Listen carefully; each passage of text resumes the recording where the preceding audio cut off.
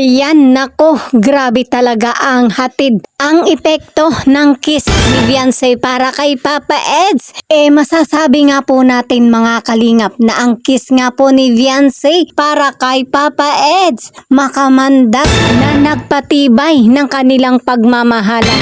Ayan, grabe. Sure na sure po tayo dyan. At dahil nga po sa mga kaganapang yan, ito ang pinakagrabe mga kalingap. Mga basher na rabis. Ayan, sa videong ito mga kalingap, aalamin po natin ang naging epekto ng kiss ni Beyonce para kay Papa Eds. Grabe, diba? So, panibagong topic na naman po tayo guys, mga kalingap. Ayan po yung ating pag-uusapan at bibigyan po ng reaksyon sa araw na ito. Pero bago yan mga kalingap, kamusta po kayo? I hope na kayo po ay press na press sa ating talakayan. At syempre, masaya at walang problema. Mabuhay po kayo hanggat gusto nyo.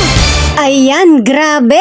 At kung bago lang po kayo dito sa ating munting channel, wag na wag po kayong mahihiyang mag-subscribe, mag-like and share na rin po kayo. Ayan. At syempre, hindi rin po natin nakakalimutan. Mega love shoutout po sa mga taong patuloy po nating sinusuportahan. Ayan, Kuya Bal Santos Matubang and Kalinga Rob. Tuloy-tuloy lang po tayo at huwag magsasawang sumuporta sa kanilang charity works. Ayan. So, tuloy-tuloy na po tayo mga kalinga. Pag-usapan na po natin ang atin pong topic. Ayan, makamandag na kiss ni Beyonce para kay Papa Eds. Nagpatibay ng kanilang pagmamahalan. At grabe mga kalingap, dahil sa mga kaganapang ito, mga basher ng Edsy na rabis. Ayan, nako, grabe talaga ang hatid. Ang epekto ng kiss ni Beyonce para kay Papa Eds. Masasabi nga po natin mga kalingap na ang kiss nga po ni Beyonce para kay Papa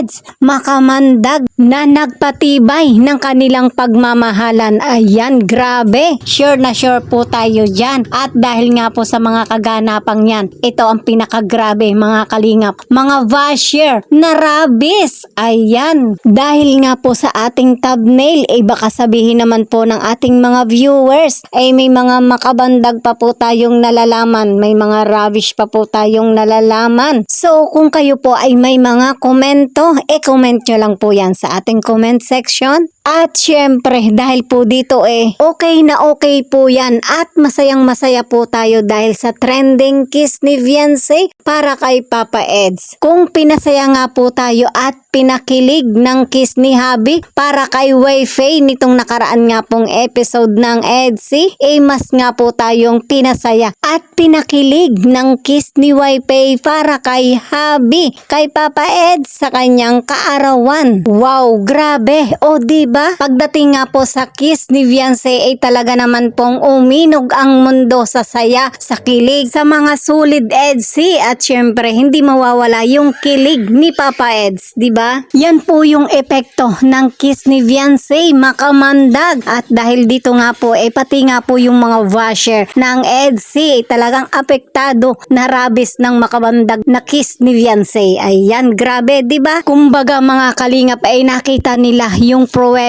na tunay na nagmamahalan ang Edsy. Nakita nila yung kiss ni Beyonce at yung mga tinginan nila ay talagang kumikislap, talagang nabubuo yung pagmamahalan, diba? At inaasahan na nga po natin na sila yung magiging forever. So dahil nga po dito mga kalingap biglang tumigil ang mundo ng mga basher na wala po yung pangbabash, yung mga issue na talagang nagiging magulo ang kapaligiran ng Edsy. At sa isang iglap nga po ng kanilang nasaksihan yung kiss ni Beyonce, sa isang iglap tumigil nga po yung kanilang pambabash, pang-i-issue sa Edsy. Biglang natahimik. So sana'y tuloy-tuloy na nga po ito na mawala na nga po yung pag-i-issue nila, yung pambabas sa Edsy. Lalo na nga po kay Papa Eds. Makita nila na totoo ang Edsy. Kasi nga yung kaarawan nga po na pinakamahalaga sa buhay ni Papa Eds talagang hindi nga po tiniis ni Beyonce na hindi nga po siya makarating at bumati kay Papa Eds. Ayan, kahit alam po natin mga kalingap na dito nga po nakasalalay ang pagpapatuloy ng love team ng Edsy na ayon nga po kay Kalinga Rob na kapag hindi nga po nakarating si Beyonce sa kaarawan ni Papa Papa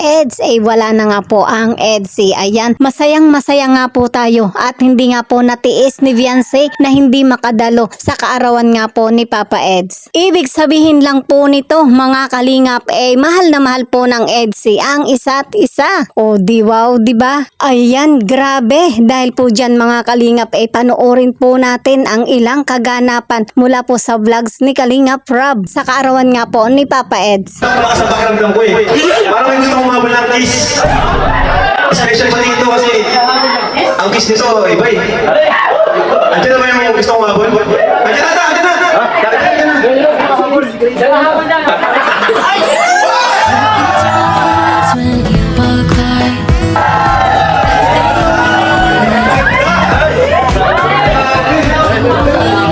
Guys, ito ba yung iba? Siguro si Bato ganda ni Benzi yung tanong ko. Blooming. So ayan, bigyan natin kay Benzi yung mic. Alam ko may risk kami sa mga babati, may kiss. Benzi, thank you sa pagpunta. Alam mo guys, di ko ito sinabihan. Di ko siya inimbita. Di ko inimbita si Benzi, talagang alam lang niya may event. Then yun, sinabi ko sa kanya, bahala ako pupunta ka. At nandito siya ngayon. Hello po, magandang gabi po sa inyo na. Sorry.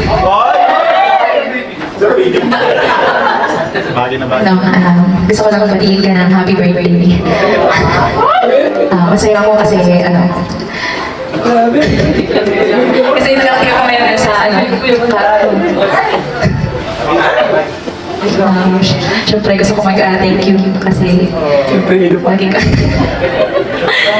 Rin po masalamat ako sa lahat ng pinagsamahan natin.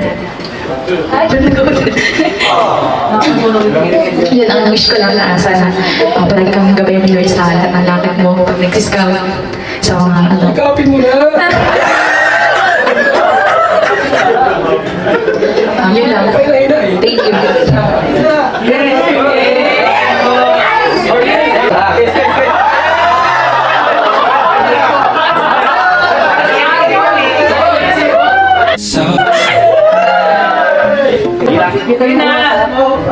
Yakap! Ano ba dapat?